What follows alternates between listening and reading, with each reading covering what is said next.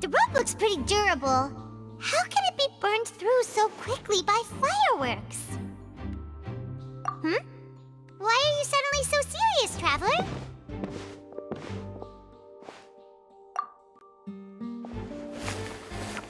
Whoa! Look! This bit is made from different material! Most of it was burned away, but there's still a little bit of it left. Huh. So if a rope meant to hold something was made with that kind of material in it, then that means... Wait, why don't you write all this down? Let's take notes.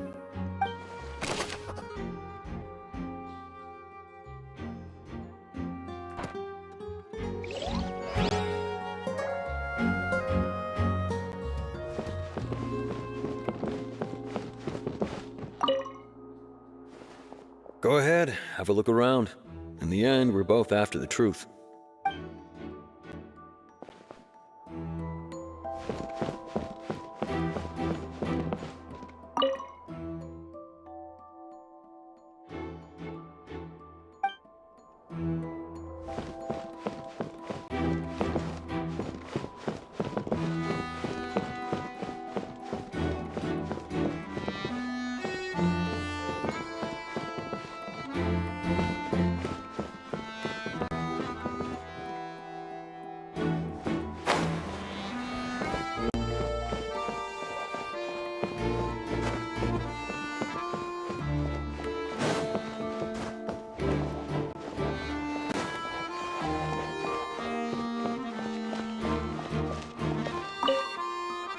Lenny's still talking to the guards.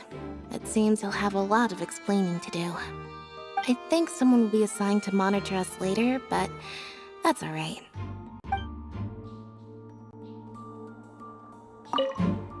Lenny's still talking to the guard. I think someone...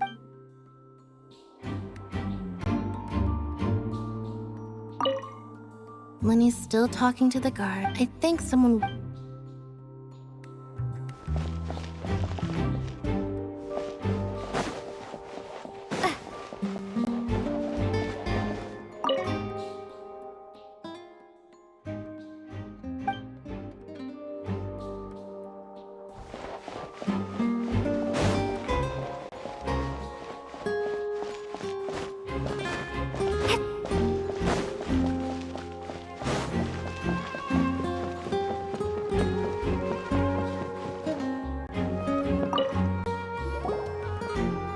The investigation team has some new findings.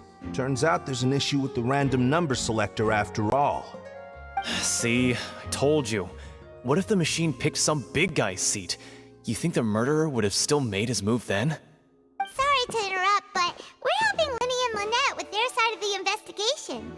What were you saying about the number selector? There's something wrong with it? You're trying to help them? That'll be a tall order. Lenny used the machine to pick a random member of the audience during his performance, right? The lucky girl that later disappeared.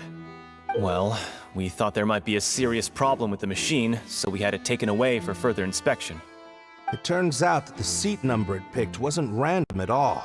The machine picks that same number every time. I'm sure you already know that you have to make a reservation in advance to get a seat, regardless of whether it's a trial or some performance.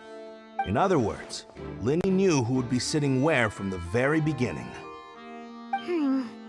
That much checks out. Lenny reserved our seats for us, too. Let you see why I was saying it'd be tough to make a case for Lenny. Even though it's bad for Lenny's case, Paimon had better write it down.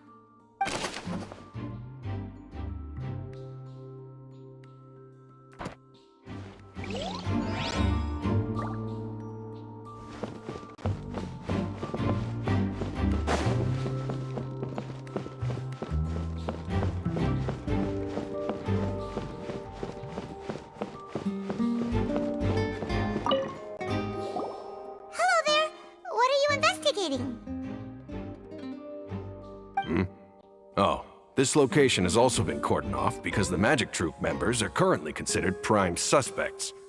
The investigation team is still collecting evidence. The seats were all booked in advance, so we were able to deduce the missing woman's identity by checking the guest list. Sure, it's not like this is confidential information. We will publish it later anyway when we petition the public to help us find the missing person. Her name is Halsey. She's a painter from Fontaine who's made a bit of a name for herself. Apparently, she wasn't a regular at the Opera House, but she'd been feeling some pressure with her work lately, which made her decide to come see the magic show. The magic troupe members all claim not to know her, and we have looked into her social connections. It seems that she has no personal grievances or conflicts of interest with the suspects. Simply put, she wasn't related to the magic troupe at all, which matches the features of the previous serial disappearances. Were the victims of previous cases also chosen at random? That's how it seems to us, in any case. Apart from the fact that they were all young women of around the same age range, there really weren't any other connections between them. Okay then. No need to be so formal. If you do happen to see the missing girl, please be sure to contact us. It is of utmost importance that we get to the bottom of these disappearances.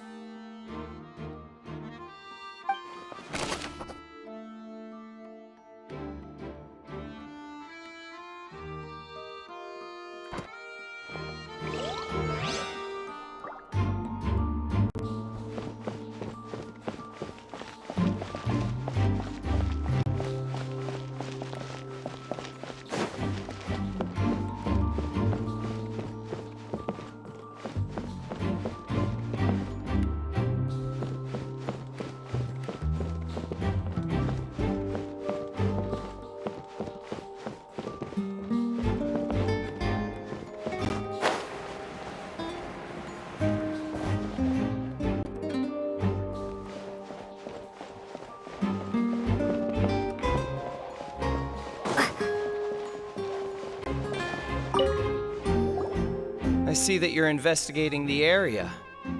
Well, it just so happens that I'm interested too. If you find any new and interesting leads, be sure to share them with me, alright? We don't have too many thoughts yet.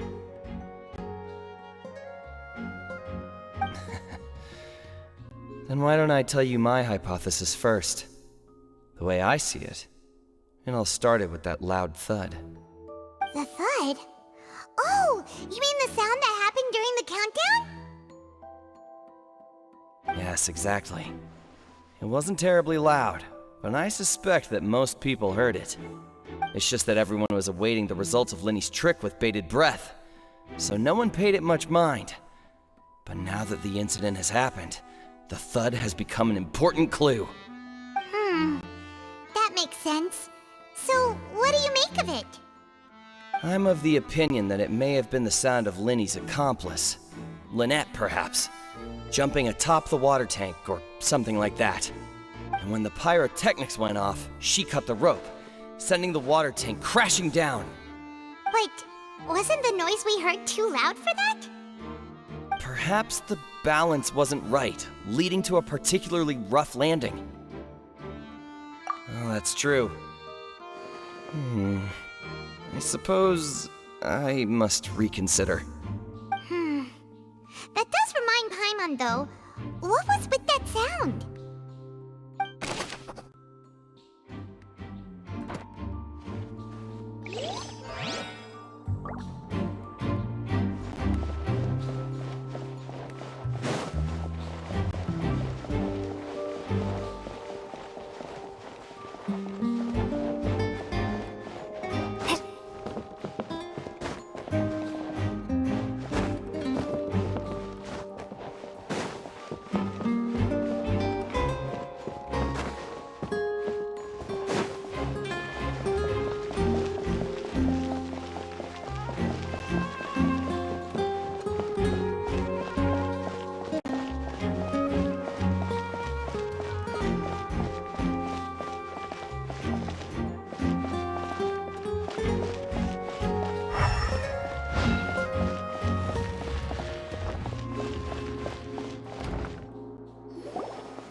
Hey, you! Yes, both of you! Over here! I've been keeping an eye on you for a while now. Huh? You mean us? That's right. If I'm not mistaken, you're also among those who wish to cut down the thorns and pursue the truth. No? And by the looks of it, you're not from Fontaine. Well, you're right on the more about that one, but who are you?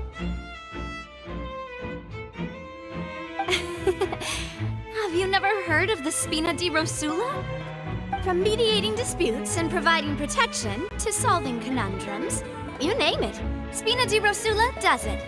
And I, Navia, have the honor of being its renowned president. Though those who play by our rules call me boss. I'm Silver, her attendant. Pleased to meet you. And I'm Melus. Demoiselle's various daily needs and affairs are under my purview. Huh? Boss?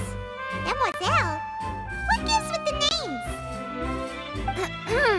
Well, I am the second generation president. Malus and the others are still used to my previous title. My apologies, Demoiselle. Should you prefer, boss, I will endeavor to use that instead. No, no need. You don't have to call me boss. Just Navia is fine. Okay, if you say so. Not that we're members of Spina di Rosula anyway. All merely trifling details. Never mind. Now, back to the situation at hand. That's right. I've always kept an eye on the serial disappearance cases. My interest stems from a matter back from my father's time.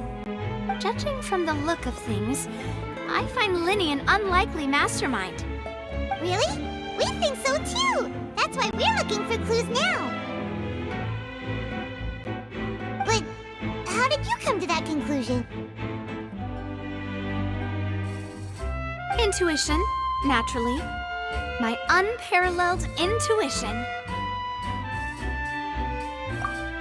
Farina sure was quick to point the finger at Linny without any decisive evidence whatsoever, wasn't she?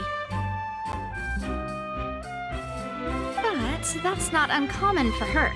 If you remember, the Justice had to interrupt her and ask if she was pressing charges just to keep her from getting carried away. Anyway, a trial begins the moment someone levels charges. And, of course, there was no way Farina was going to back down in that situation. Sounds more like you just don't trust the Hydro Archon. Well, what's your opinion? I must admit that she can be interesting at times, but liking her doesn't mean that I'll blindly agree with her. All right, I've answered your question. Now, it's time you answer mine. Wait a minute, did that answer count? Well, I say it does. But don't worry, you won't hear any pointless questions from me. In your opinion, do you think it's right to treat a trial like it's an opera?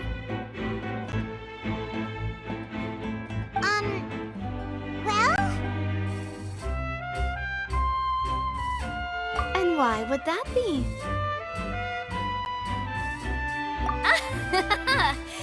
See, Silver and Malus? I told you they'd be different. Most astute of you, Demoiselle. I too think that the Traveler's response was most excellent. No matter how wonderful the script or how fervent the audience's expectations may be, the trials that go on stage here must be based in fact. And if that can be done, boss, then... All right, that's quite enough, Malus. Anyway, I like your answer. You passed with flying colors. Now, I need to make some preparations, following which our joint investigation shall commence. You two shall be my assistants. Wait! Since when did we become assistants? Oh, well, I can be the assistant, sure. Or your companion, if you like. I'm really not that fussy. That's more like it. Far be it from me to brag, but I believe that Demoiselle's intuition will be instrumental in uncovering the truth. You wish to save a friend from false accusations, and we wish to unravel the disappearances. In this sense, our goals are aligned. You have a point. mister. And what about you over there? What do you think? You seem like you've got something on your mind. I have nothing to add. Oh, alrighty then. We'll be making some preparations first. Just be sure to let us know if they start revealing Linny's tricks. Thanks!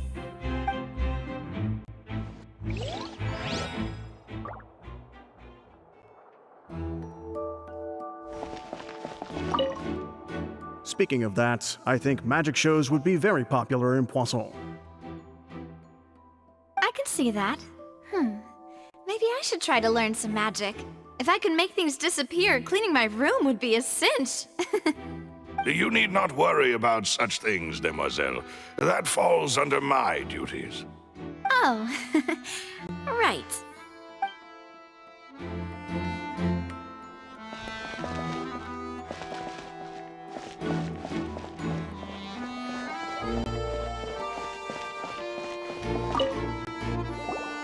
Sorry, but no one can freely enter or exit the Opera House at the moment. If you wish to leave, you must register your identity with us first. No, we're not leaving.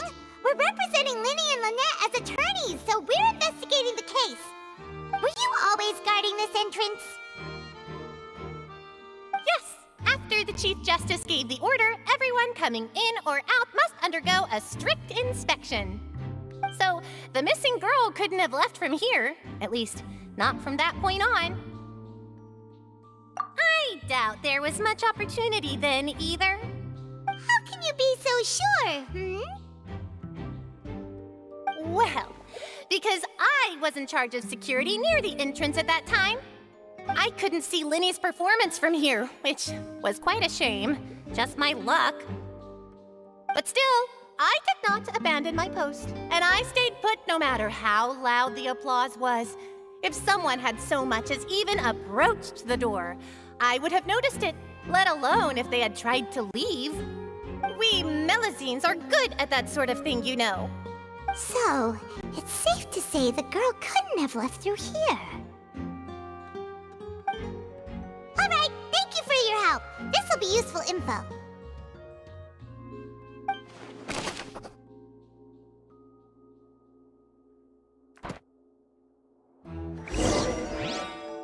We've checked everything of note here at the performance venue. Paimon wonders how Linny's discussion with the guards is going. Let's go see, shall we? Ooh, things are getting interesting, huh? We're about to see how magic is made.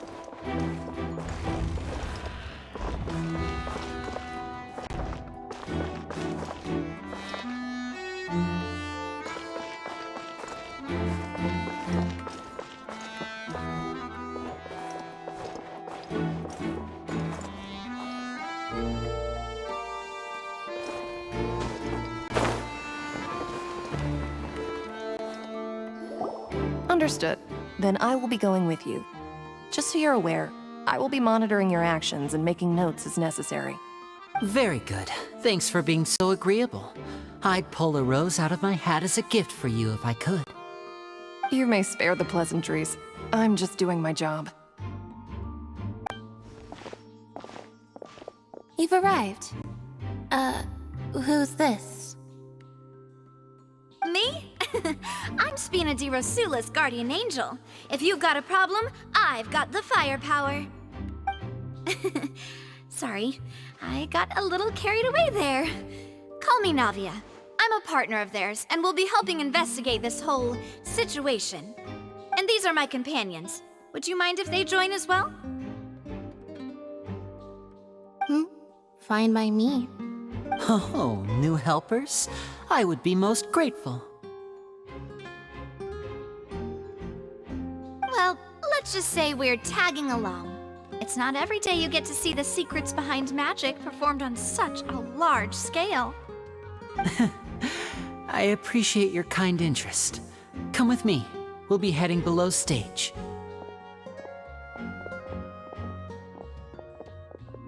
Huh?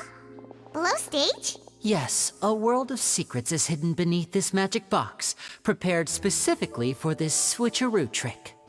But before I reveal everything, you should have a look first. Notice anything strange here?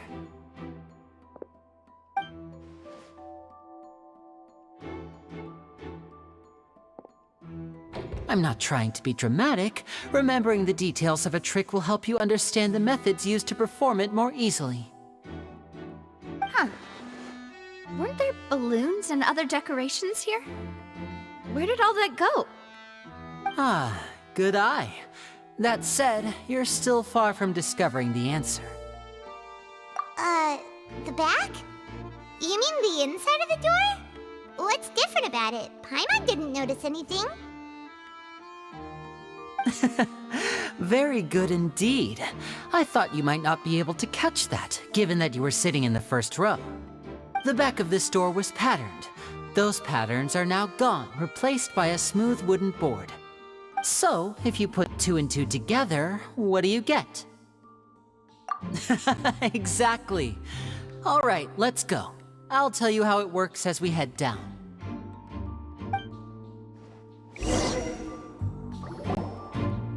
Oh, so there was a passageway under the magic box! I knew you'd figure out most of it as soon as you saw this place. The 2 magic boxes are positioned right above the 2 entrances of the tunnel. See this flatbed trolley? The box with the lucky audience member in it would be shuttled over to the other side using the trolley. This trolley can raise and lower and even rotate, ensuring that the box will face in the right direction. I see. So that's the purpose of the box inside another box. Precisely. The inner box would descend after the audience member was put inside and be moved along the trolley, all while the outer box would remain on stage as if nothing had ever changed. So that's how you did it!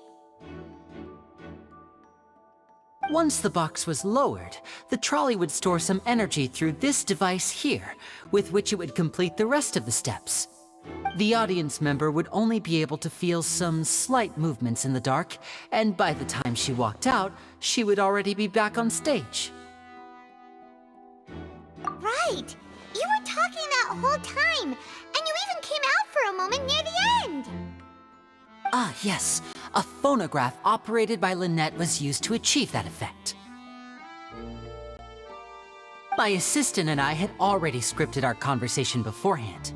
When the countdown began, I had already gone to the opposite box via a tunnel using that ladder. And what about Lynette? Where was she? I was in the mezzanine space in the back of the box. Oh, interesting! That's how we were able to coordinate Linny's lines with the assistant.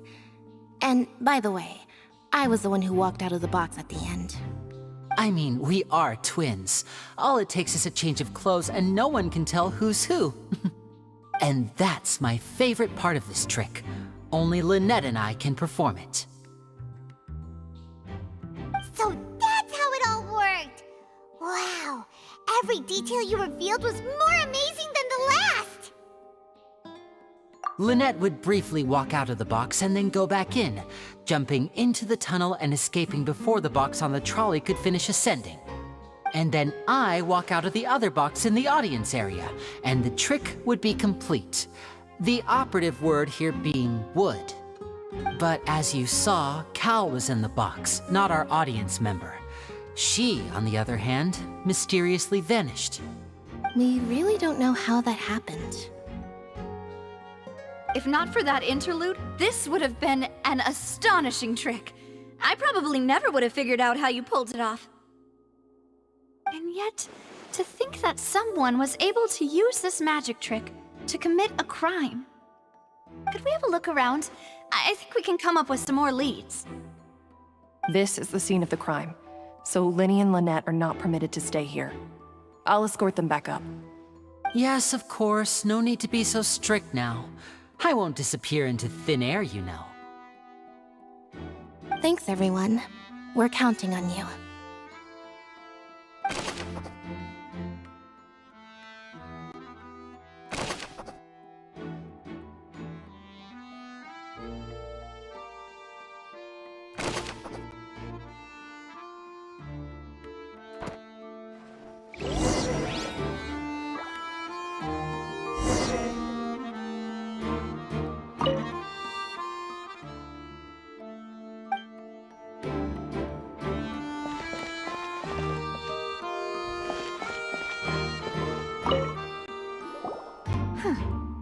What's this? Looks like a hook tied to the end of a rope. Huh? There's all kinds of odds and ends here. Perhaps it was a prop for a different trick. But why would it have been left here? Whatever it is, let's make a note of it first.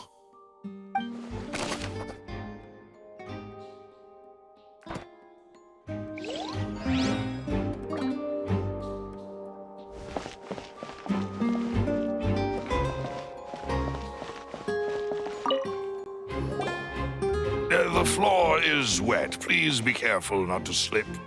Speaking of which, why would there be water here? Oh, Paimon knows! It's one of those tricks where you pour water into a jug and then flip the jug over only for the water to disappear?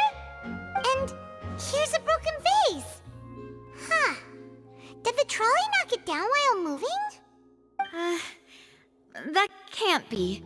The trolley moves along tracks from start to finish. It couldn't have hit the vase at this distance. Let's note this down too and think about it later.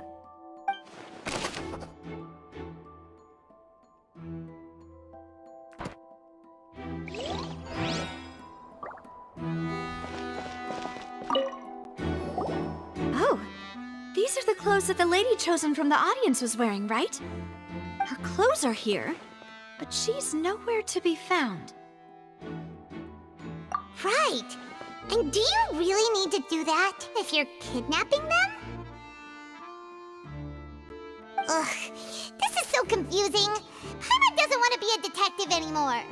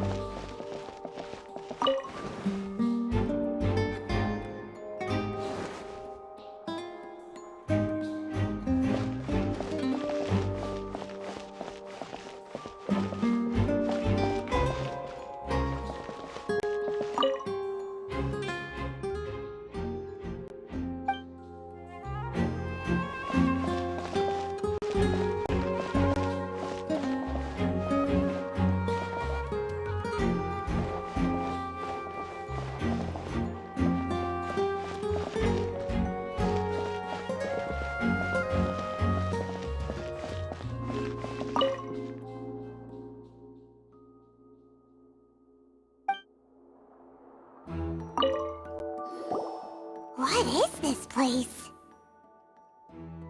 It seems someone could fit through here. Huh. Could this have been the suspect's escape route? Alone, perhaps. But if they had to pull another person with them, this space would be too narrow. But there are no other ways in or out of here. Oh, you're right! Let Paimon write that down.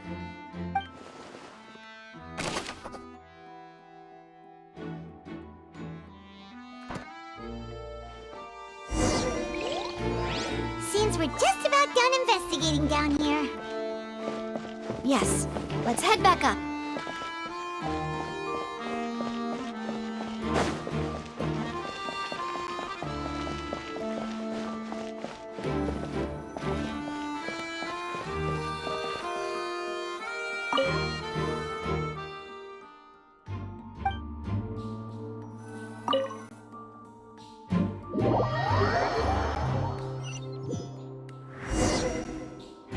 Well, we've ascertained the state of the crime scene.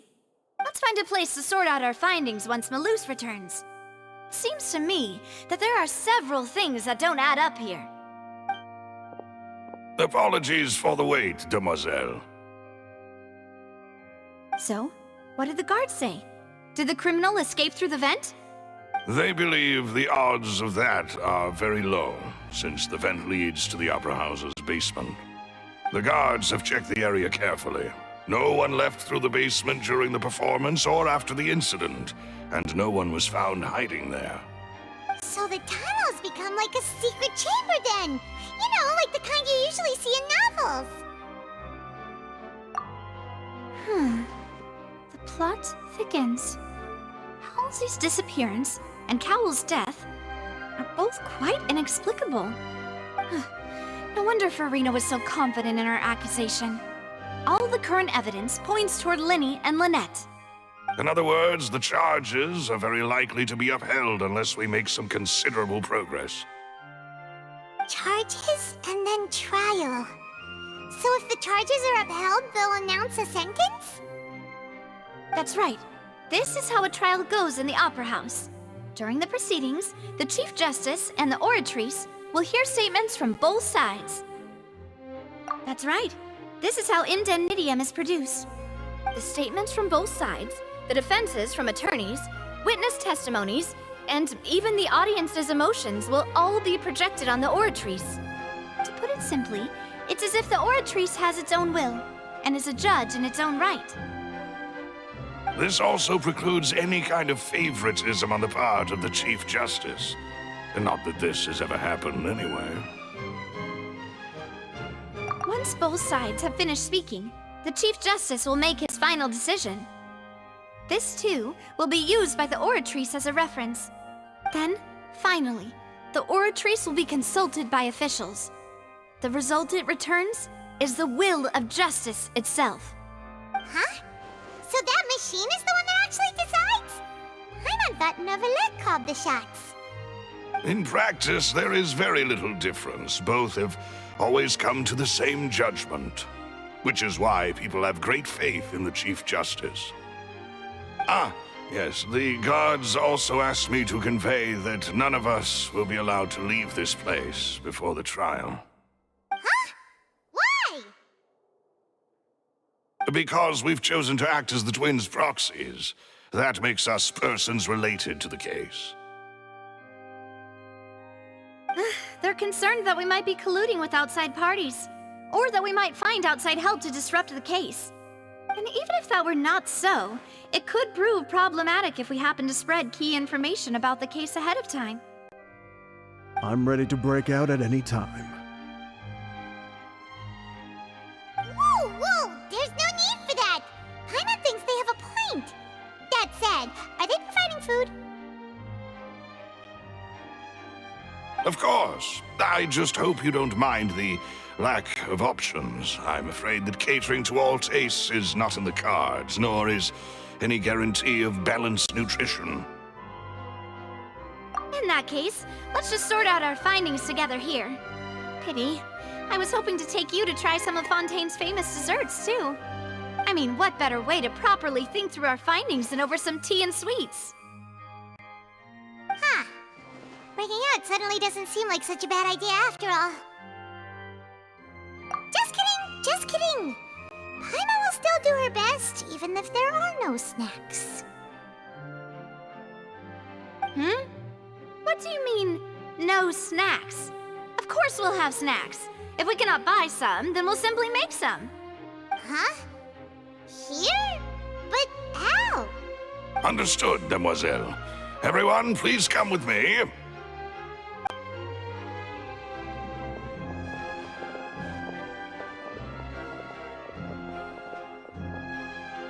Wait, you're carrying a portable stove with you? Yes, I must be prepared to meet the Demoiselle's baking needs whenever the fancy strikes her.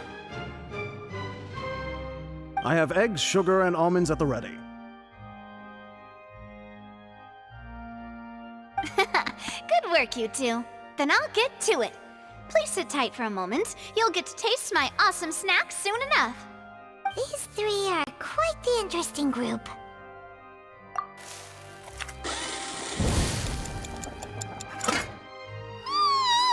And Paimon thought it smelled good while it was still in the oven! Oh, it's even better now. Paimon can't stop drooling. From the way you had these two guys carrying all that stuff around, Paimon thought you'd have them do more during the baking process. But you ended up doing the entire thing by yourself! Beating the egg whites, grinding almonds, everything! I was applauding. And I was giving encouraging smiles.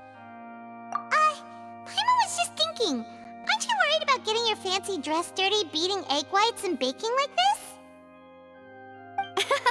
Well, I don't think it's carved in stone anywhere that fancy ladies can only read books, sip tea, ride horses, and play the piano. I just really enjoy making snacks. Don't underestimate beating egg whites, by the way. It's a real arm workout. You also need to beat them to just the right consistency, or your macarons will crack. Anyway, give these a try, fresh out of the oven. There's 3 for each of us. Only 3? Well, eating too many sweet treats might send all that sugar to your head. You wouldn't be able to think clearly about the case on a sugar rush, would you? Tea is ready to be served as well. This is Demoiselle's favorite, strong black tea with a floral fragrance that clears the mind and lifts the spirit. No need for concern, I'm merely doing as I should.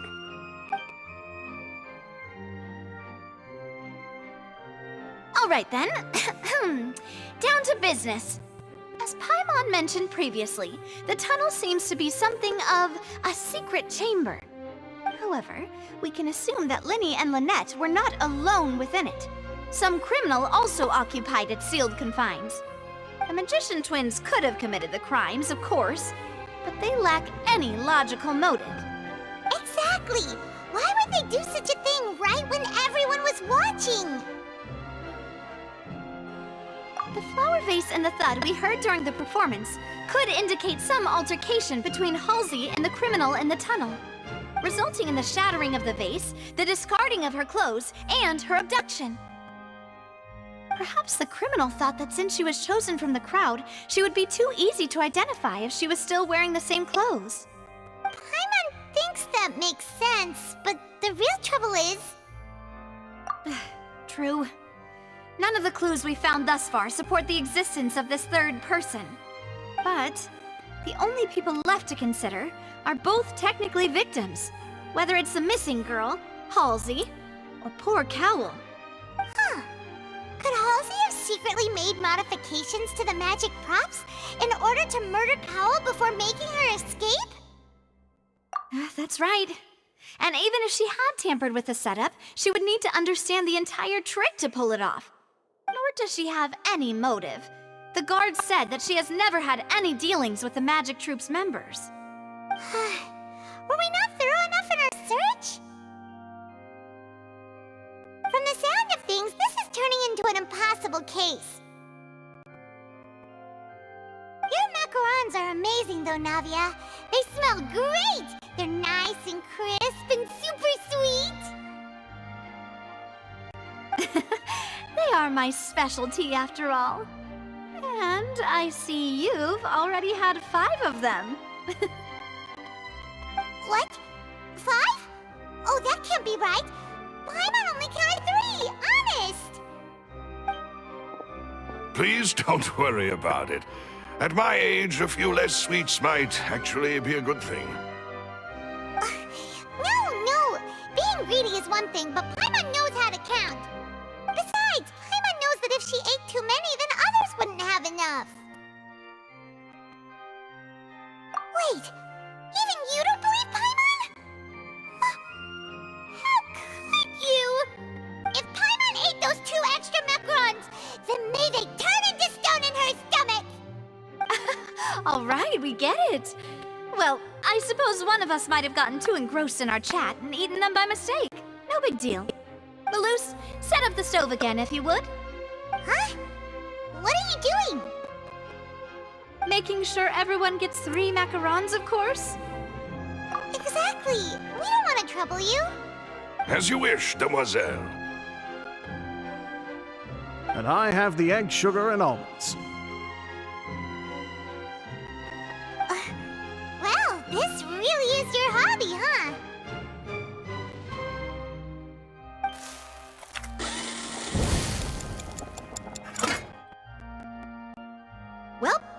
snack time. I'm going to have another look around the area. I don't know what we're looking for yet, but we've still got some time. As attorneys, I suggest the two of you think the case over again. It would be awkward if you got all tongue-tied on stage during the trial. Alright, thanks for your help, and for the snacks. It was nothing. A small task for the Spina di Rosula. Silver, Maloose, it's time to go. I'll be back if I find anything new.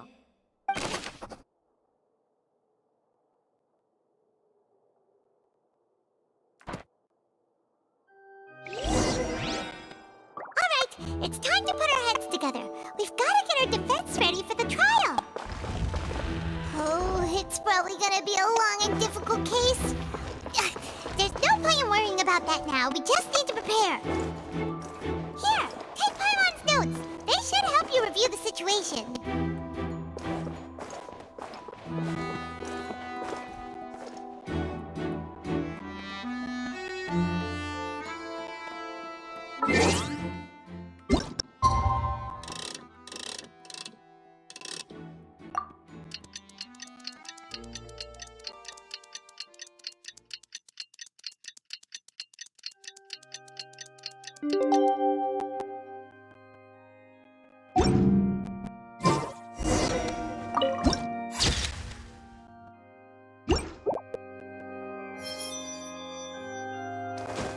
Follow the wind.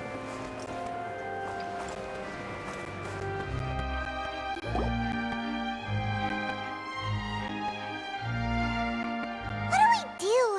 The whole situation is so confusing. Good plan. Impossible things don't just happen. We'll get to the truth one way or another. Just relax. Even if everyone else suspects Lenny and Lynette, at least we will be supporting them from the stands. Besides, I doubt Farina understands any more about what happened than we do. Thanks, Navia. Well, we'll be going then. Best of luck to you.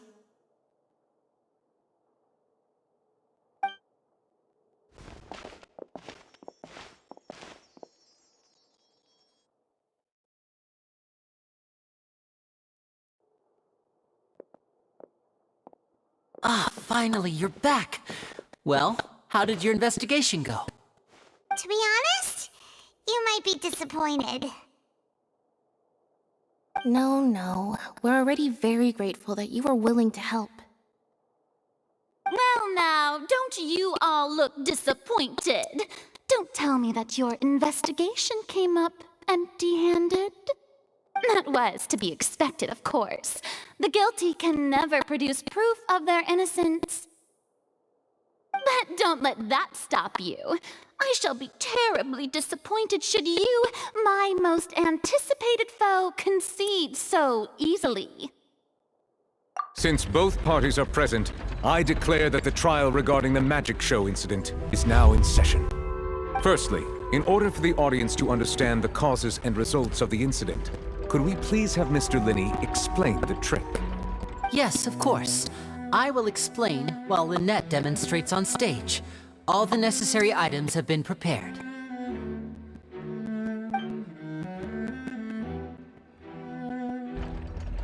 Thank you, Mr. Linney. In that case, I take your statement to be that you ran to and remained hidden within the magic box in the audience stands once the trick began, and thus could not have committed the crime. Is this correct? Yes, that's correct, Your Honor. In that case, I call upon the prosecution. Lady Farina, do you wish to refute his statement in any way? Why, of course I do. Allow me to take the first shot and break this case wide open. Mr. Linney is clearly lying. There is no way you could have been in the box the whole time if you were to abduct Halsey and murder Cowell.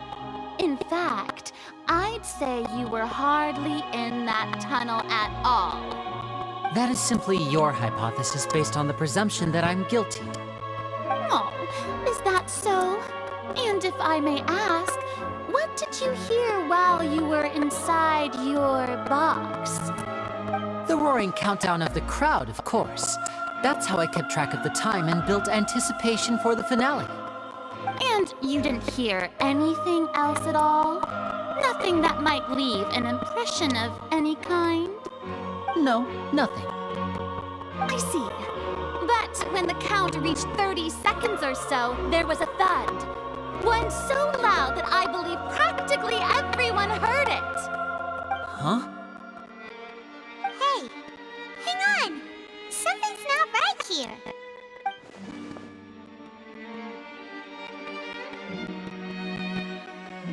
Yeah, I'm sure he could have heard a noise that loud from inside the box. I was right by the box and I definitely heard the thud. Look at those scales. Could those mean... Well then, ladies and gentlemen, allow me to use the words of the magician himself. You never know what can happen in the blink of an eye. Indeed, it seems his alibi can also collapse in the blink of an eye. Of course, I have armed myself to do far more than smash your alibi. Confidence cannot go unfounded, and my foundations are rock solid. Tell me, aren't you and Lynette actually from the House of the Hearth? The House of the Hearth?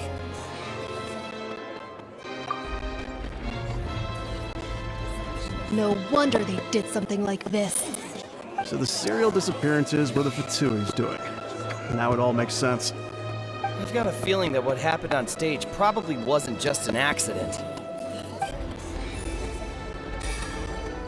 That's irrelevant. Our identities have nothing to do with what happened. Indeed. Then perhaps you could tell us everything that happened during that 1 minute. Your first priority is to prove yourself innocent after all. I'm sure there is little that needs to be kept secret now. Unless your script already has holes in it. The Outlander is speechless. My, oh my, don't they look flabbergasted? Now comes the infighting and discord, I suppose. This was almost too easy. Good thing I made all those preparations. Seems the all-nighter I pulled last night is really paying off. Hey, Linny! Why didn't you tell us this before?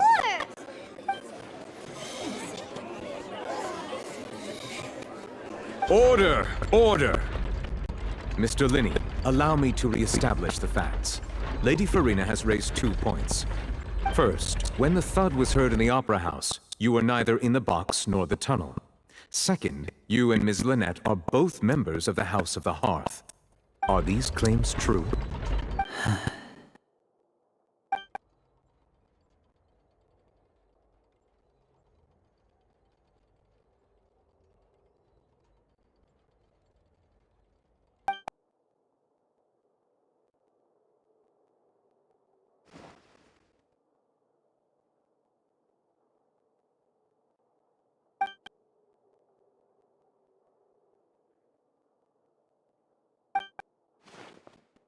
Please answer my question, Mr. Linney.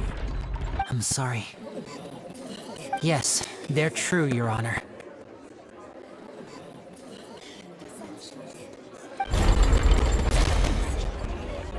I knew it! Well, that's it. We might as well move on to the sentencing already. What should we do now? Granted. In that case, what is your request? Is that really necessary? They're already as good as guilty. The defendant deceived their own attorneys. What is there left to discuss? Order! Order, I say! Your request is reasonable, and we shall adjourn. This trial will reconvene in 1 hour. So you would stick to Mr. Linney's defense even after knowing what you do now? You certainly have more professionalism than I thought. In that case, my dear audience, let's allow the joy of victory to steep for a little while longer.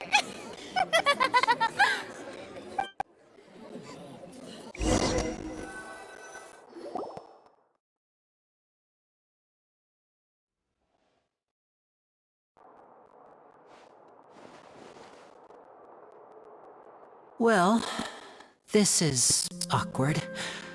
I didn't think the Hydro Archon would dig all that up. I'm sorry, Traveler and Paimon. Yeah, sorry.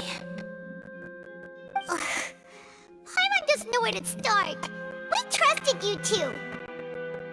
We based our entire reasoning on the assumption that you weren't bad guys. Not to set the wrong tone or anything, but Paimon's really mad! I'm very sorry. I know you're angry, and reasonably so, but please, let me explain. I know you've clashed with the Fatui several times before. I wouldn't be surprised if just hearing the word is enough to make you upset. But our organization is very, very large, and the Harbingers have very different personalities and goals. Right now, we want to save people. As many as we can. That's right. I'm sure we're on the same page when it comes to this nation and the disaster that its people might face. I knew if it weren't for our respective identities, we could become good friends. That's why I didn't wish to flat out lie to you, but chose to hide some details instead.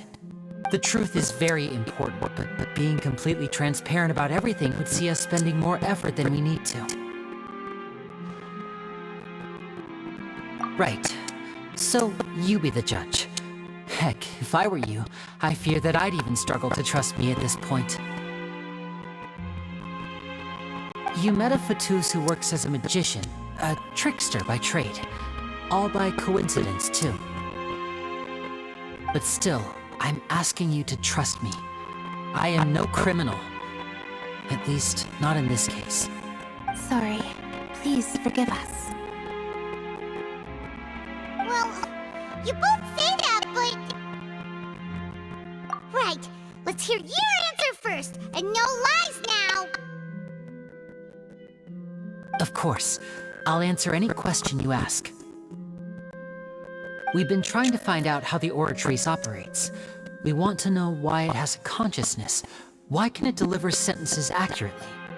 During our investigations, we learned that the machine's core is beneath it. From that moment on, Lynette and I have been designing this box swap trick, with the objective of getting close to the core. Is that why you needed a whole minute? That's right. In truth, the audience would take about 75 seconds to count down from 60, while I would only need 15 to get to the opposite box. So, after jumping into the tunnel, I accessed the Opera House basement via the vent, and went to investigate the room in which the core is stored. That air vent was created during the construction of the tunnel specifically to execute this step. Well, nothing.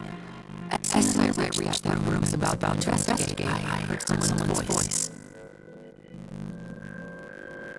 Which should have been impossible, of course. I was quite certain that I was the one in the room.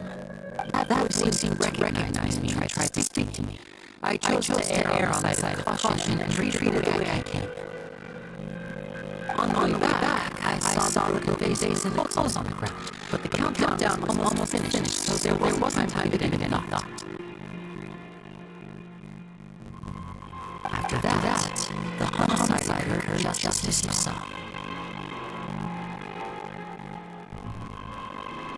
That explains why you didn't hear that. Because of that prophecy I told you about, of course. We must know all we can about these secrets in order to deal with that prophesied crisis. That's the only way we can save everyone. So, there you have it, the whole truth. I swear, I didn't hide anything from you this time. It was never my wish to proceed under this cloud of mistrust either. But like I said earlier, you be the judge. If you want to leave because you don't trust the Tui, there's nothing I can do to stop you. You just decide. I'm following your lead, whatever you choose.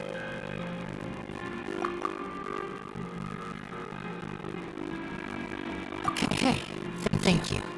Thanks for giving us a chance.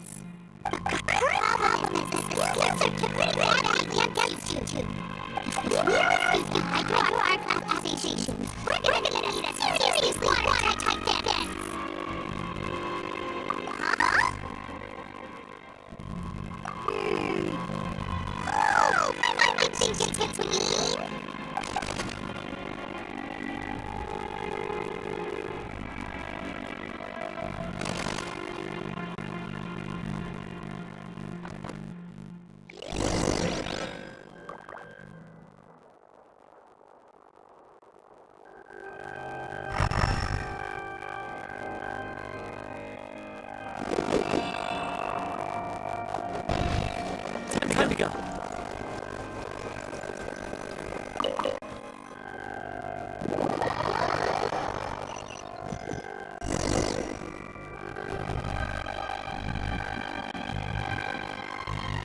Both parties have returned to their positions. Let us continue the trial. When last we left off, Mr. Lenny acknowledged the evidence presented by Lady Farina's fact. Therefore, Lady Farina may continue to state her reconstruction of the events. That took long enough. Now then, if everyone lends their attention at this stage, let's revisit that scene from Lenny's perspective.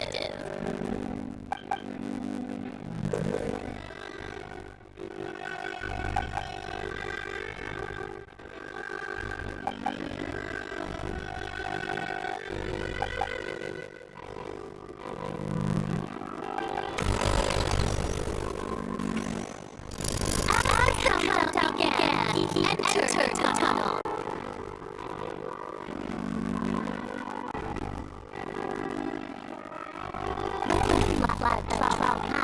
He opened the box and got into an altercation policy, which caused a loud thud. He did not realize that the sound he heard by everyone in the finally he used the box to knock her out before making her change clothes and others recognize her. At this time, Cal will arrive in the tunnel, having heard some strange noises and caught Lily red-handed. So Lily proceeded to knock out 2 or something in that box. Afterward, Lily had the ungentle to his house was through the magic box in the audience stands, but were operated by such a cow-death accident.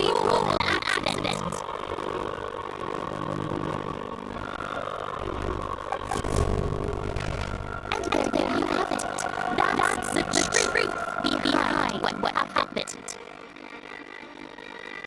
Does the defense side have any objection to Lady Farina's description of the events?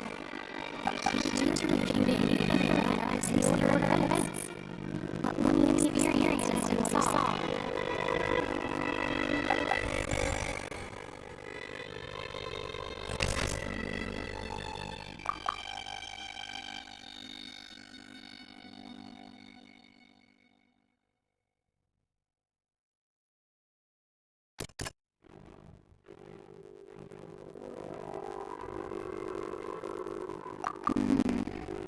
Seems more juice particularly effective on level.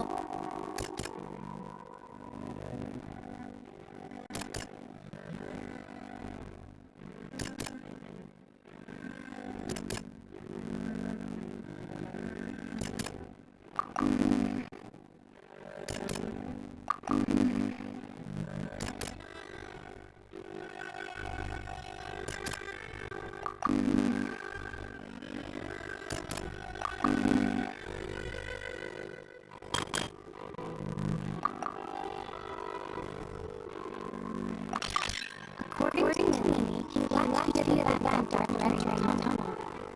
He couldn't have that location policy.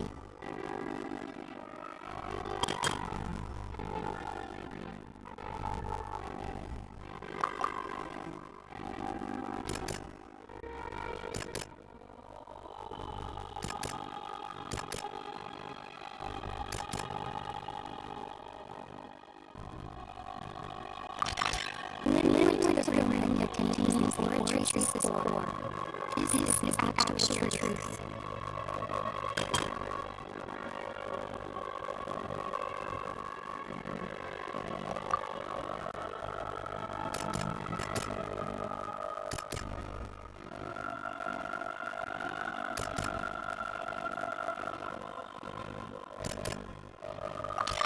Lenny did not take part in the underground operation. He mainly witnessed traces of the aftermath.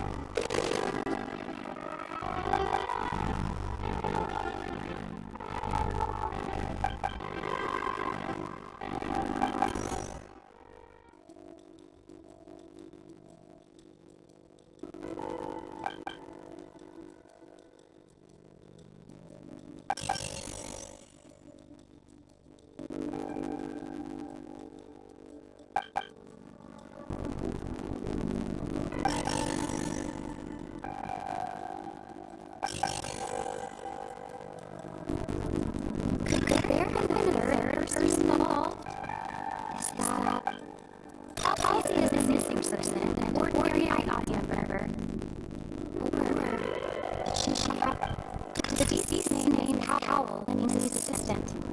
He...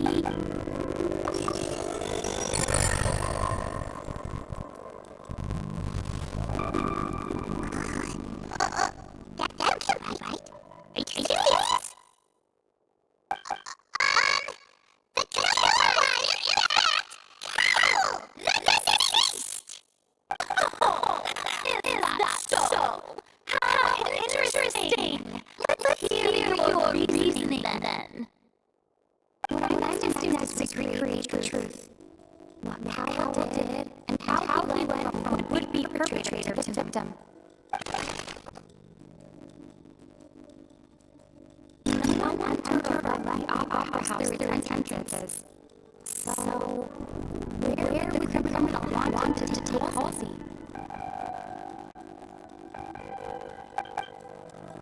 The deceased's name is Howell, Lenny's assistant. Sound we heard may have come from a clash between the missing holes. It would have been tough for both people to fit into that event. They likely have bumped into Lenny as well.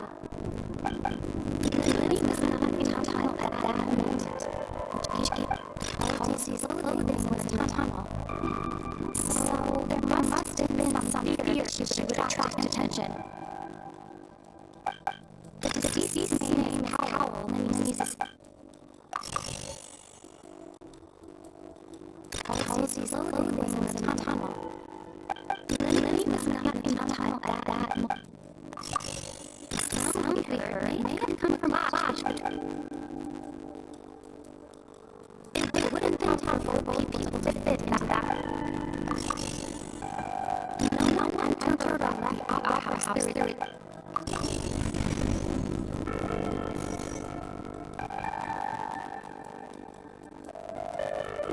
Lenny was not in a tunnel at that moment. It would have been tough for both people to fit into that event. No one turned around the opera house. Sound we heard may have come from a clash between them. The deceased's name is Howell, Lenny. Halsey's clothing was in a tunnel.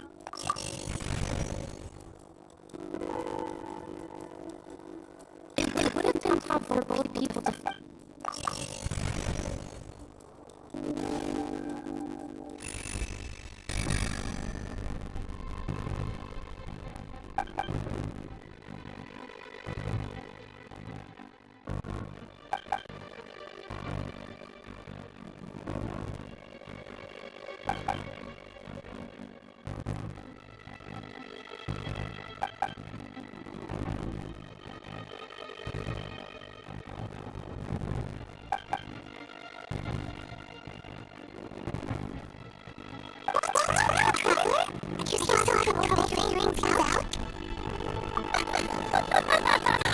I see how it is. This is all just the bluff. And here I thought you had something to show for it. But it seems you were still far from the truth. Look. Since we're at a dead end, why not consider a different track? Just like the trick has transpired, the end also must have been utterly different from the magician's initial design.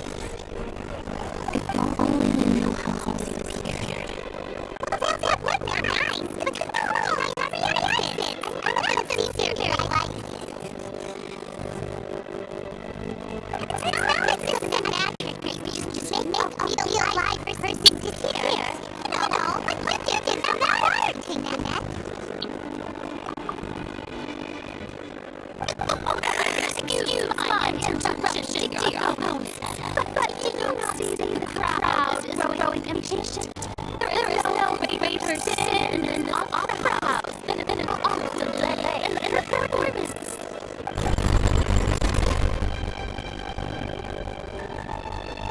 If the defense is unable to make further effective arguments, we will move on to the next stage of our trial.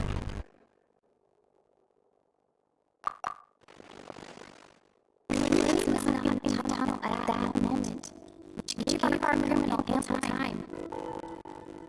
The sound we heard may have come from a clash between the missing holes and the criminal. The deceased named Howell in Lindy's descendant. He would have been able to tamper with the equipment. The case was not broken by chance. It was used to cover important evidence. The water.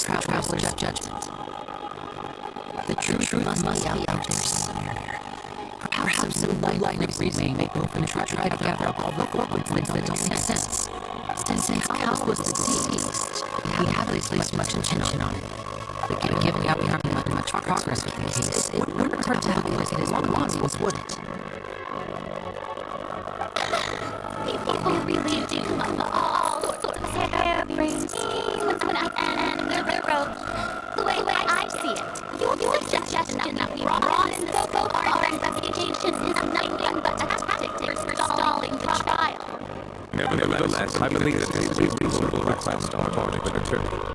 Since the trial does indeed appear to be at an impasse, I believe that additional evidence may make progress. Guards, please step into the lounge and examine the personal effects of the deceased Howell. We are still examining the items that we already made for the critical process that we feel must share everyone's taste. We discovered several test tubes of fluid in the Howell's package, each labeled separately. The notebook in the backpack claims that these fluids are water from the primordial sea. The primordial sea. The note's contents also indicate how Howell belonged to an organization that sells illegal drugs and had a compass. The notebook had many entries concerning safe usage of these fluids, in which the keyword dissolve appears many times. One of these tubes was labeled Opera Epicles along with yesterday's date. It is empty. The notes also state that these distribution properties were exclusively on people from Fontaine. It's likely that Howell was chosen as some sort of test subject. As such, we believe that the consensus hypothesis is, in fact, supported by sufficient evidence. You gotta be kidding! People dissolving into water? That's something so ridiculous. Actually true. It's just a coincidence, isn't it? You can become water. It's just like me in the water. Really use it as a means to hide water stains? And if Howell was targeting that girl, that meaning you two with me, quick! Mademoiselle, wait! You're not partners! Let's go. Just trust me. Order! It is undeniable that further examination of the deceased person has yielded some surprising results. But we cannot yet verify the veracity of these clues. Still, let us assume that these clues are indeed authentic, albeit with the understanding that Miss Halsey has yet found. Guards, please continue examining the items along these lines. Vinny. Here's your hypothesis supported by the evidence. Please continue speaking. Of course. Thank you, Your Honor. If we uphold this hypothesis, I believe that many of these cases seemingly unrelated clues can be connected together. Right! That would make sense at all! Let's think about this. All that message must have something to do with that water from the primordial sea.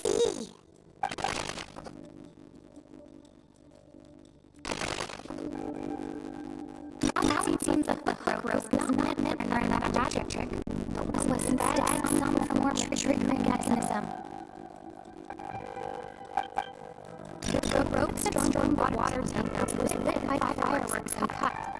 As such, the focus here is on the water and not a tank.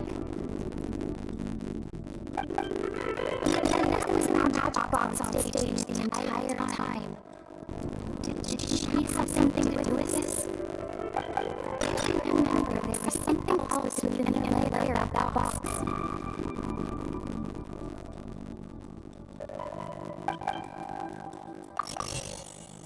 The water from my primordial sea should already have been cracked before Halsey entered the magic box. The deceased's name, Howl, and his assistant. Now it seems that the hook rope was not meant for enough. The rope's strong water tank was lit.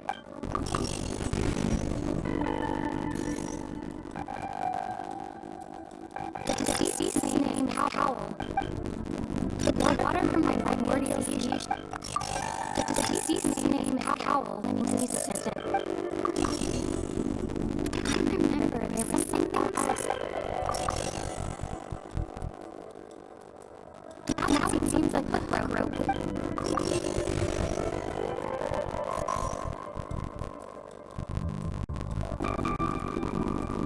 The deceased's name, Howl, and his assistant. Now it seems like the hook rope was not meant for a magic trick. The water from the primordial sea should already... I remember there was something else with... And there was a magic box on stage the entire time.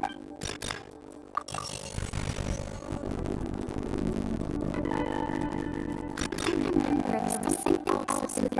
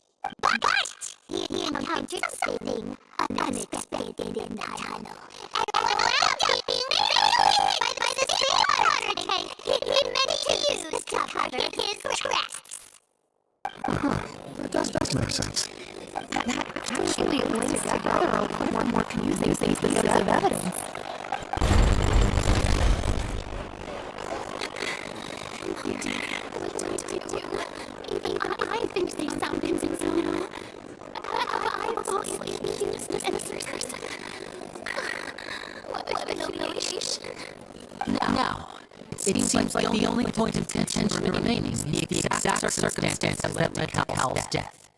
His notes mentioned he had an accomplice who would be related to this situation. On that note, the guards have just contacted me indicating that they uncovered new evidence. I shall now invite him on stage to share it with us. Thank you, Your Honor. We were just inspecting the luggage of the other people involved in this case. And we found an identical sample of water from the primordial sea among Lenny's personal effects. What? That can't be.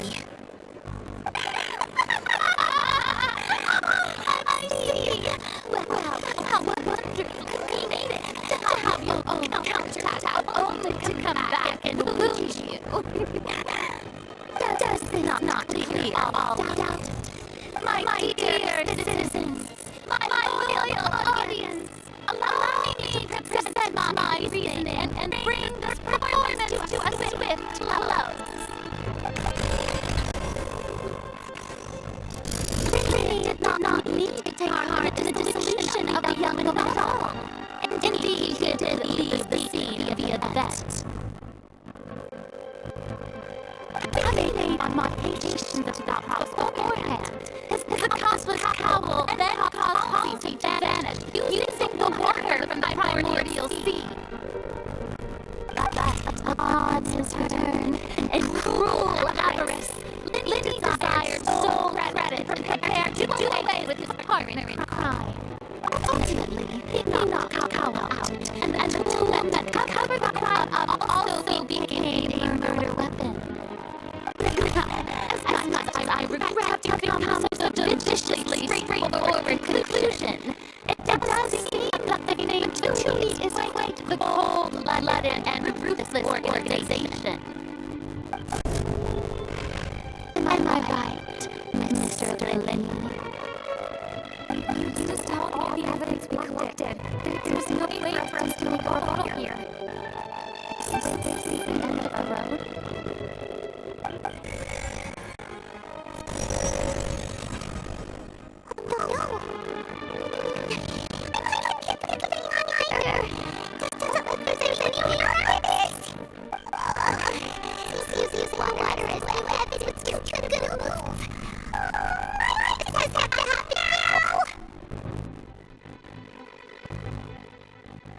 I think we've all seen enough now, and I have ample witnesses to my flawless reasoning.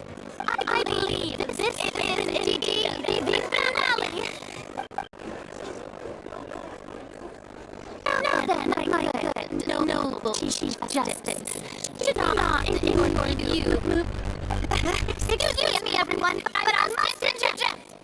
Miss, I must ask you not to shout and to respect the ongoing legal proceedings. Come on, don't be hasty. I have a great reason for interrupting, you know. Now, would anyone here like to take a little break from all this debate and see a little magic? I'll show you an amazing trick. One that would bring a young woman who has disappeared back in the flesh, right before your very eyes. Please, do the honors, Miss Lenny, if you would be so kind. What in the world is she saying? No offense, miss, but miracles like that are beyond my scope as judicial.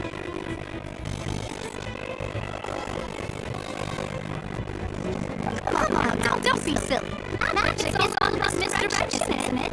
It often conceals the truth while presenting a fascinating illusion. Once everyone believes the illusion, can't magic reveal the truth to them once again? And wouldn't such a trick be the most marvelous finale to today's performance? Another goal! Don't worry. Spirit Basula has made the necessary arrangements on your behalf. But as the magic makers and stars of the show, I should leave my final performance to you. I understand.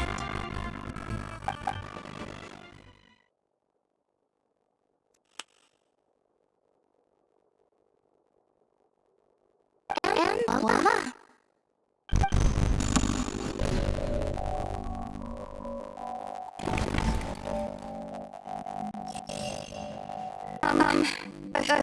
Sorry for the interruption. Wait, isn't that Halsey? So the whole thing about people dissolving wasn't true after all? To be clear, I'm only here because this person told me that if I testified, and that narrative doing so lessened my sentence. I was hiding outside the room listening to the proceedings because I was afraid that I would be the one on trial. Just feeling happy that no one noticed me. And then before I knew it, She caught me. Don't teach you to underestimate us three. Where should I begin? I'm sorry. I am the one who killed Cowl. I admit it. What? Why? Firstly, my name is Halsey. We're Lillian, and I'm originally from Mondstadt.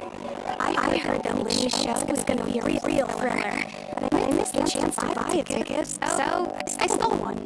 That's how I make a living. I steal stuff here and there, and I've never been caught before. But I was noticed at the harbor a few days ago, and I barely got away. Linny was the one who caught me in the act. Hey! You look familiar. Where's the thief? Lily mentioned that you were pretty skilled. Well, and I thought that would have been the end of it, but then the number selector chose me. He even mentioned the Fortress of Meripede. That's a prison, isn't it? You can imagine how shocked I was. I thought he was on to me for sure. So I played along with the show, looking for an opening to flee. But then I got order on me for no reason, and then someone jumped into the tunnel to nab me. I wasn't going to take that line down, so I knocked him out and stuffed him into the box. There was nowhere to run from there, though, so I had to change my clothes and hide in a box containing performance costumes. I slipped out after the first guard arrived at the scene and continued hiding at the opera house. Are you still gonna hide in there? But I swear, I didn't know the water tank will fall down. Really, I swear it. Had I known that, I wouldn't have put him in the magic box. I may be a thief, but I'm no killer. Well, does it? Everything's clear now, doesn't it? This time, we need to tell the entire story from Lillian's perspective.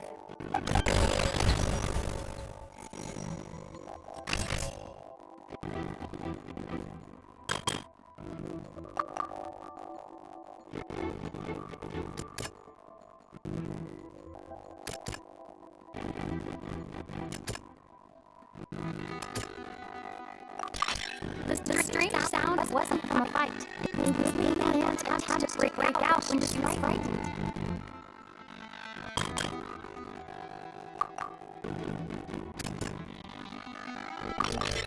The flowers may not broken to cover anything up, but was smashed during the struggle between Leanne and Cowl.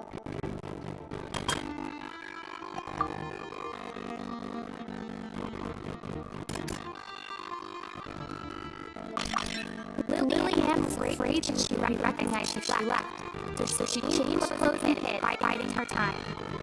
Just what one might expect of an experienced thief. It's time!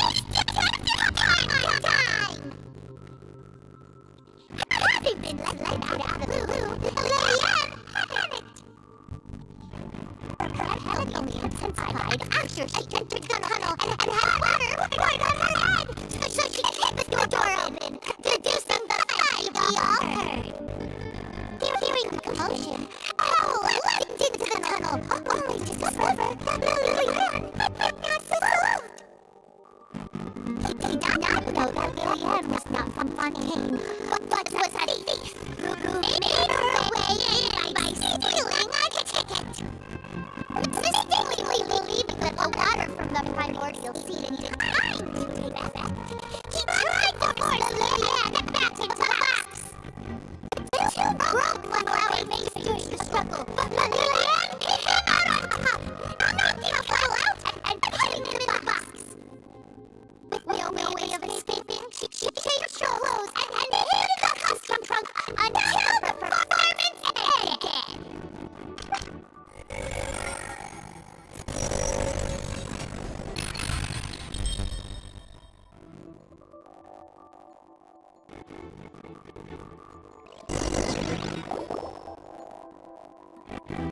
She knew that she could not go to our garden expedition if she tried to leave afterward. So, she has been trapped in the opera house these last 2 days. She had already become desperately hungry by the time we were chatting over macarons. So, she just swiped two of them right under our noses. Talk about a sneak thief. At this point, all the events that have in the tunnel have now come to light. So that's the whole story. Bravo! Bravo! Now then, Lady Farina, do you wish to speak against the defense's statements?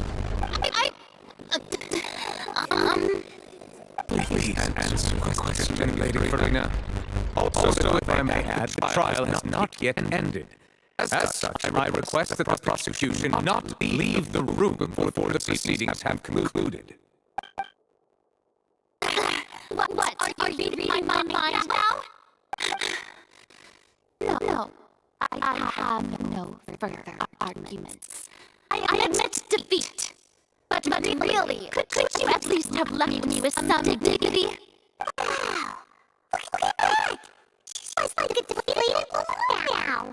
If there are no objections, then as the Chief Justice of Fontaine, I shall once again repeat the full sequence of events. The actual perpetrator of the serial disappearances, Cowell, selected his next victim from the audience reservation list. With some modifications to the selector, he could ensure that the pre-selected young woman would be chosen. To cover up any evidence while committing the deed, Cowell thought of allowing the water tank to fall, which would conceal the water left behind after the young woman was dissolved. He also tampered with the rope suspending the water tank, using the fireworks at the end of the performance to cause the tank to drop and hide the water musks. He poured the water from the primordial sea into a balloon during the preparation of the magic box and stuck it to the box's lid. Finally, he passed the prepared hook on a rope through the gap in the magic box's door and went bringing the young woman to said box. When the magic trick officially began, the box containing the woman was lowered into the tunnel, tightening the hook rope and bursting the balloon containing the water. If all had gone to plan, the young woman would be dissolved at this time. However, Lillian was not from Fontaine, and thus led the box with a loud noise. Realizing that there was trouble, Cowell entered the tunnel and met Lillian. Thinking that the waters had not yet taken effect, he decided to proceed. However, his opponent was more capable than he thought, and he was overcome, knocked unconscious, and placed into the magic box, and thus became his own final victim.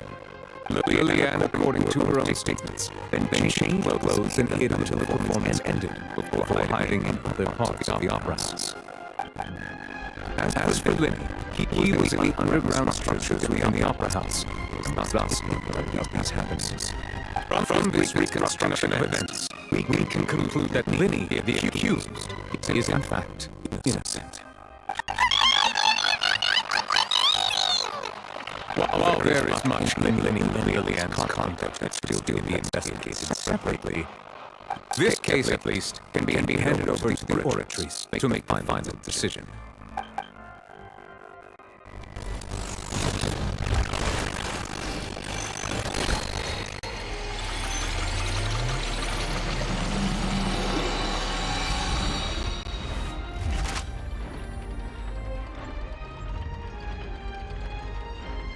As such, Linny and Lynette are officially declared not guilty.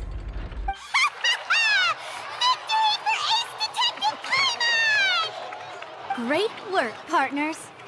Thank you all. Thank you so much. Next, I think we deserve an explanation, Guard Vaughn. How did you find the water from the primordial sea in Linny's baggage? Right! Your discovery caused me to make a serious mistake, you know.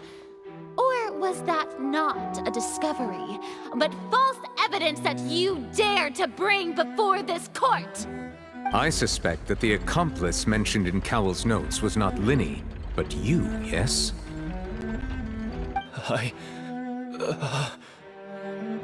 I'm sure you know what you must do to lessen your sentence. Speak quickly! Unless you want to earn yourself a one-way ticket to Coupon Town. I was just following orders. We were supposed to place blame for the serial disappearances onto Linny, and thus cause suspicion to fall on the Fatui. The higher-ups said this was the best opportunity to do so. And now that your plan has fallen through, and the secrets of the water have been revealed, you have become a liability to said higher-ups, yes? Therefore, you would be wise to tell everything you know, and seek the protection of the guards. Yes! I'll tell you everything I know. Our boss discovered that the water can cause people to dissolve. It can also be made into a potion, which when extremely diluted, can cause people to experience unforgettable exhilaration. We've been in this business for a while now, and have made decent mora off it. The disappearances were also the boss's idea. I mean, this is the boss we're talking about.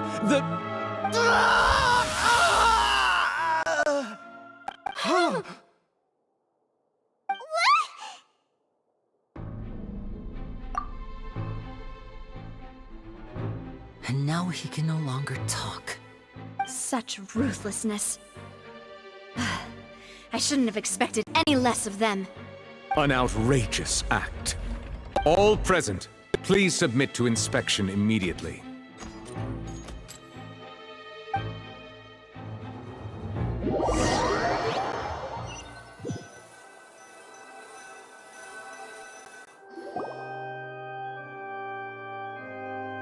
So, we're just going back now? That's true, but... Traveler, Paimon! Please wait. Lenny... I know you may not want to speak to me right now. Maybe you don't even want to look at me. But still, let me thank you again for defending me to the end, even after you learned that I'm a member of the Fatui. I guess. But regardless, I'd like the opportunity to set things straight. I didn't approach you with any ulterior motives or ill intent. I've spoken to you as myself, just plain Linny this entire time. As for why I'm a Fatus, it's because the goals of the House of the Hearth align with those of an orphan like me. That's all. That was how Father, who you might know as the Knave, approached recruiting us back then too. The Knave? The one who controls the House of the Hearth? She's your father? That's right. And since we're here, I was wondering, would you mind hearing a story? It's about my past. Back when our parents first died, Lynette and I were left wandering the streets. To survive, I took to surreptitiously observing an older street performer who did magic. It took me several days to figure out how he pulled off his amazing tricks. I took my sister through several streets until we found a crowded corner, and we began to perform magic tricks there. To my surprise, we proved to be pretty popular, and we could at least stop worrying about where our next meal would come from for a time. But I didn't want my sister to remain a street rat together with me forever. Before long, an aristocrat came to me and claimed that he wished to take us in after watching my performances. So you went from orphans to nobility just like that? That was how we felt at first too. As if fate was on our side and we could say goodbye to those painful days. But I gradually discovered that while we were called foster children, he was really after my talent for magic tricks. He would constantly take me to all sorts of banquets to garner attention, which he would then use to expand his social circles. That doesn't seem too bad either. Better than roaming the streets at any rate. It took a while for me to realize just how dark his heart really was. After one particular performance at a banquet, I discovered that Lynette was not on the same return vehicle as me. I waited a long time after we returned home, but she did not come back. I went to that noble's bedroom and asked him about her whereabouts. The answer he gave me was, she caught the eye of the most eminent person at the banquet, so I sent her over as a gift. I mean, you'll be able to perform your magic regardless of who your assistant is, yes? Oh no. So he was gonna... But wouldn't Fontaine's laws deal with such people? As far as outsiders are concerned, this is a relationship akin to adoption or foster care, and they have their ways of escaping the eye of the law. I managed to ferret out the location of the mansion of that so-called eminent person and hurried through the night. But by the time I leaped over the walls, avoided the guards, and made my way in, all I saw was the moonlit ground covered in blood, and the knave standing there in the darkness. So, she'd already taken care of that guy. That's right.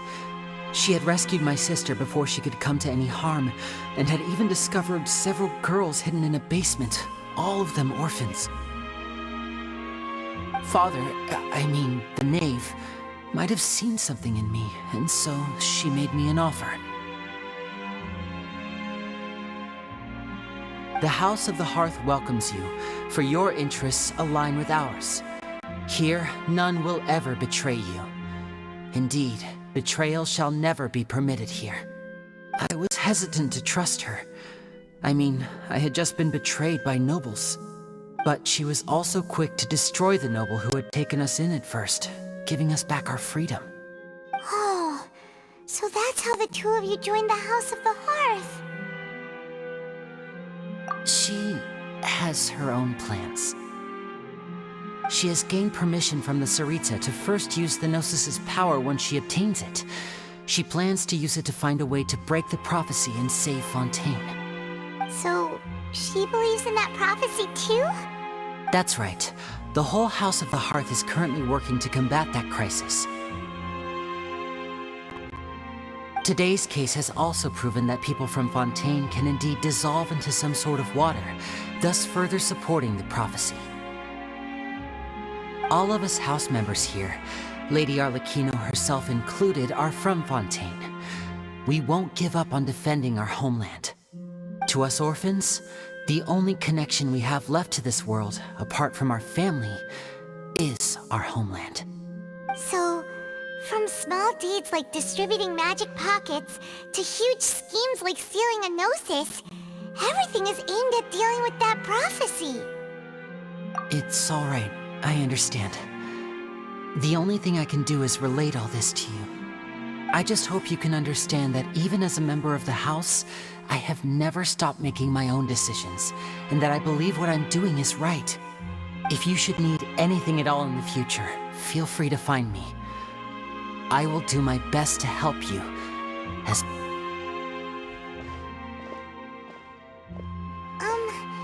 Bye, Linny!